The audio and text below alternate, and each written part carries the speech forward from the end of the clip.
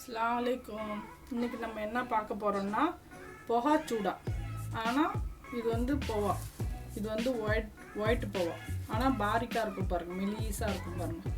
அதே மாதிரி இது வந்து brown rice पोहा இதுவும் அதே மாதிரி மெலிசா வாங்கிக்கணும் இந்த பாருங்க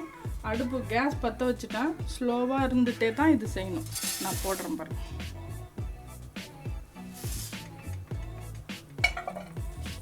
நல்லா இத நம்ம எடுத்து பார்த்தோம்னா இப்படி கையால இப்படி எடுத்தோம்னா இப்படி உடையும் அந்த அளவுக்கு நம்ம இத வறுக்கணும்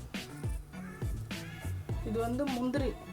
நம்ம வந்து ரெண்டா ஆக்கி வச்சுக்கணும் இது வந்து ஒரு 25 கிராம் கிட்ட இருக்கும் இது வந்து நம்ம பொட்டுக்கல்ல நம்ம சட்னி அரைக்கிறோம்ல அந்த பொட்டுக்கல்ல இது வந்து சன்னா இது வந்து நம்ம சொல்லுவோம் ஊர்ல வேர்க்கடலை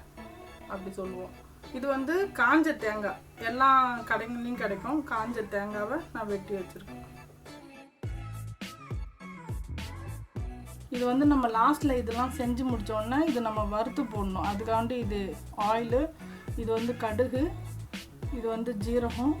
இது வந்து பச்சை மிளகாய் இது கருவேப்பிலை வந்து உங்களுக்கு எவ்வளோ தேவையோ அவ்வளோ எடுத்துக்கலாம் ஆனால் நான் கொஞ்சம் நிறையாவே எடுத்திருக்கேன் நல்லது கருவேப்பிலை நம்ம முடிக்கும் நம்ம கண்ணுக்கெலாம் நல்லதுன்ட்டு நான் நிறையா எடுத்திருக்கேன் அதனால இதெல்லாம் போடணும் இது வந்து கருப்பு உப்பு நாட்டு கடைங்க மருந்து கடைகளில் கிடைக்கும் கருப்பு உப்புன்னு அது நான் போட போகிறேன் அது நல்ல டேஸ்ட்டாக இருக்கும்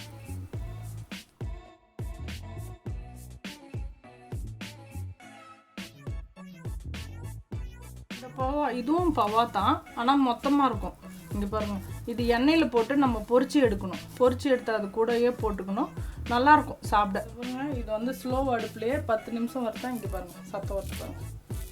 இது மாதிரி இது ஆயிடணும் இது ஆயிட்டா இதை நூற்றிடணும் நம்ம இதை பாருங்க நான் இந்த அவுள் வந்து நான் சைடில் எடுத்து வச்சுட்டேன் இப்போ எண்ணெய் போடுறேன் அது பொரிக்கிறதுக்கு அதெல்லாம் வறுக்கிறதுக்கு நம்ம வந்து கொஞ்சமாக போட்டு கூட அதுங்களை எடுத்துக்கலாம் ஆனால் இது எண்ணெய் போட்டு பொரிச்சா கொஞ்சம் சீக்கிரமாக ஆகிடும் அதனால நான் எண்ணெய் போடுறேன் நான் மொத்தமாக ஒரு போவா காமிச்சல்ல அவுள் அதுதான் இப்போ நான் பொரிக்க போகிறேன்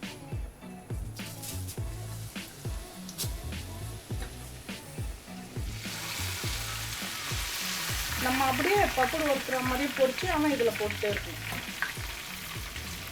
பார்த்தீங்களா எப்படி இருக்குது பாருங்க இதுலேயே நம்ம போட்டுக்கிட்டே இருக்கணும் ஏன்னா நம்ம அதில் எண்ணெய்லாம் போட மாட்டோம் அந்த சூடால் அதனால் இது நம்ம பொரிச்சு இதில் போட்டுக்கிட்டே இருக்க வேண்டியது இதை பாருங்க அந்த தேங்காய் நம்ம வந்து கொஞ்சமாகவும் பொரிக்கலாம் ஆனால் இதில் கொஞ்சம் சீக்கிரமாக ஆகிடும் இதில் போட்டு இதில் செஞ்சோம்னா எண்ணெயில் என்னன்னா இதையெல்லாம் ஒரே மாதிரி வரும் அதுக்கு தான்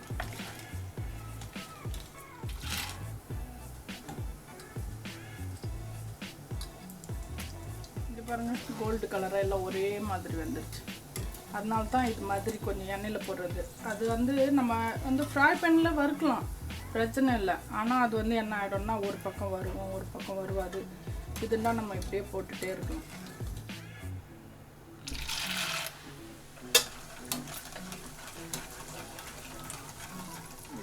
இது கூட நான் இந்த பச்சை மிளகாவும் போடுறேங்க ஃபுல்லாக எல்லாம் எடுத்துட்டேன் எல்லாம் நல்லா ஆயிடுச்சு பாருங்கள்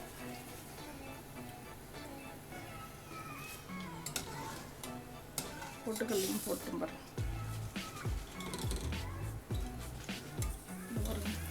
பொட்டுக்கல்லையும் நான் எடுத்துட்டேன் இதை பாருங்க கருவேப்பிலை ஒரு புடி மாதிரி இருக்கு பாருங்க எப்படி சவுண்ட் வருது பாருங்க எடுக்கணும்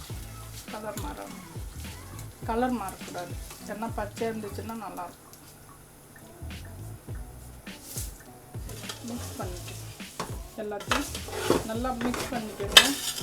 இது பாருங்க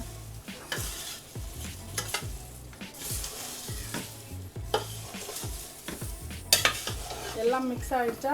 நம்ம இப்போ தாளிக்க போகிறோம் அந்த எண்ணெயை சும்மா ஒரு ஸ்பூன் தான் வேணும் போட்டோம் பாருங்க கடுகு போட்டேன் இப்போ ஜீரகமும் போட்டுருவோம் ஜீரகமும் போட்டு அது வெடிக்கிட்டோம் இடிச்சு பாருங்கள் இந்த பாருங்க இதில் போட்டுடலாம் இதில் போட்டு எல்லாத்தையும் ஒன்றா இந்த உப்பு கருப்பு உப்பு சொன்னோம் இல்லையா அது வந்து நம்ம கொஞ்சம் போட்டுக்குவோம் ஏன்னா இது வந்து டேஸ்ட்டுக்கு வேண்டி தான் உப்பு இருந்தால் கொஞ்சம் நல்லாயிருக்கும்